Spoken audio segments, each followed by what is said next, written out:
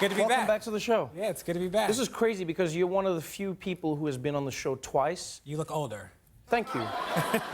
I'll take distinguished, I think I would prefer. Oh, yeah. You're also one of the few people who's worn the exact same outfits. No, not in a bad way. Not in a bad way. I gave you one last time as a gift. Do you still have it? I do, but I don't wear it all the time. No.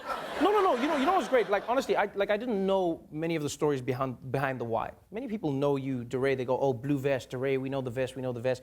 I've seen this vest. I saw it when it looked new. I see it when it looks like now.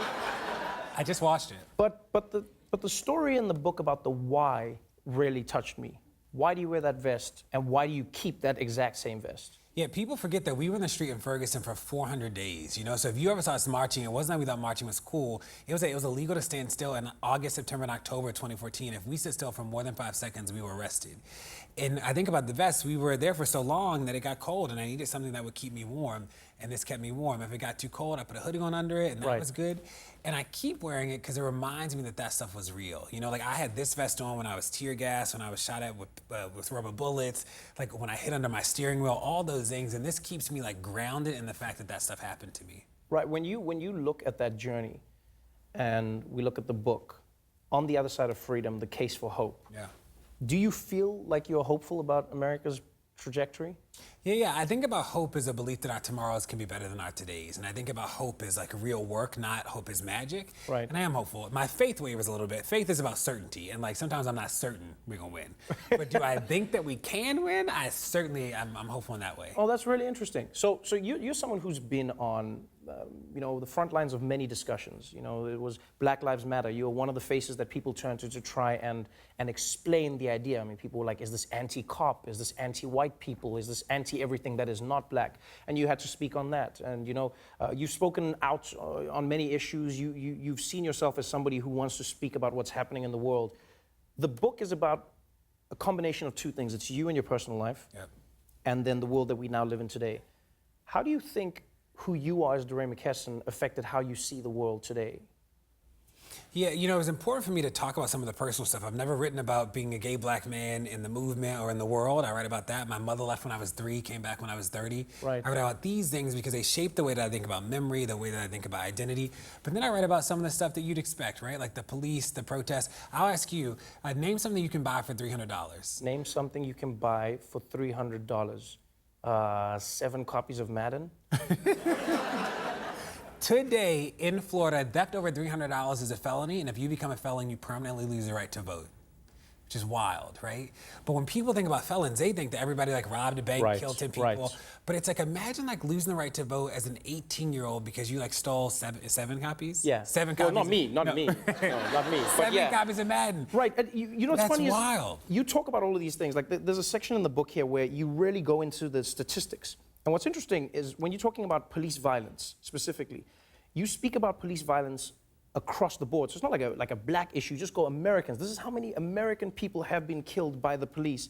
And you have a year where 1,000 people were shot by the police, which is a high number for any country in the world. And then you see a disproportionate number of that amount of people being black as well. What was even scarier was that these statistics weren't being counted in any way, shape, or form. If you get killed in this country and a newspaper doesn't write about you, you literally don't exist in the database because the government doesn't keep the data. So we know the rainfall in Missouri in 1830 and literally don't know anything about police violence in the past year. That's sort of while 1/3 of all the people killed by a stranger in this country is actually killed by an officer. Like 1 in 11 homicides in California is actually committed by an officer. So this is like it's a big deal. And part of the data work we did was like myth busting. Black people are actually more likely to be unarmed and not threatening somebody than any other person who encounters a police in a violent situation. That's like, people don't know that stuff. So we wanted to like lay it bare so people could not perpetuate these myths about the movement. Now, when you look at the myths around the movement, I mean, you cannot escape the conversation and the narrative that's happening now. Colin Kaepernick, the NFL, the Nike commercial that comes out, Colin came out and said, hey, I'm protesting injustice, at the hands of police in this country. People then said, no, what you're protesting is America and the troops and the anthem. Do you think that there is another way that he could have protested? Do you think that there is any way for black people to protest in America that's acceptable?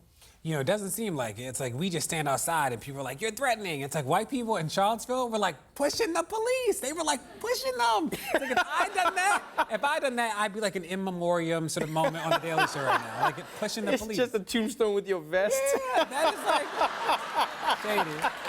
If I like pushed the police, right, people, it would be a wrap, you know. But like they get to do all that stuff. I think that what's interesting about Colin is that he's just talking about simple truths. Colin is literally like racism is real and present, and people are like, oh my goodness, and you're like, that's sort of what he said. And right. He's saying that we shouldn't play like musical chairs with the status quo. We should actually like change things at the root. That's like what Colin's saying. That's not dramatic. That's sort of basic. You know what I mean? So have you found a way to protest in a way? Like have you ever protested and found somebody on the other side saying, oh, now that I've seen you protest, I understand what you're saying? Or do you find that the protest just incites more? Like what is the purpose of your protest then? I will say now I'm like pretty chill about the way I talk about it. So I was at something not too long ago and this guy, he's like, I read chapter 3, he got an advanced copy. He goes, DeRay, are you saying the police should never kill somebody?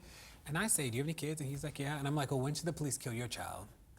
And he's like, I don't know. I'm like, well, I don't know either then, right? Like, part of it is like, how do we put the work back on other people to have to grapple with this stuff? Right. Like, I'm not here to give speeches all day. Like, I'm here to help us think about these issues. And, you know, I talk about in the book, some of the laws, like in California, there's a law that says that any investigation of an officer that lasts more than a year can never result in discipline, regardless of the outcome. You can love the police and think that doesn't make sense. In Cleveland, they destroy police officer disciplinary records every 2 years. You can love the police and think that that doesn't make sense, right, you know? Right. It's an insane story, and honestly, what I loved about the book was the combination of the data, the anecdotal stories, and this journey that you are on.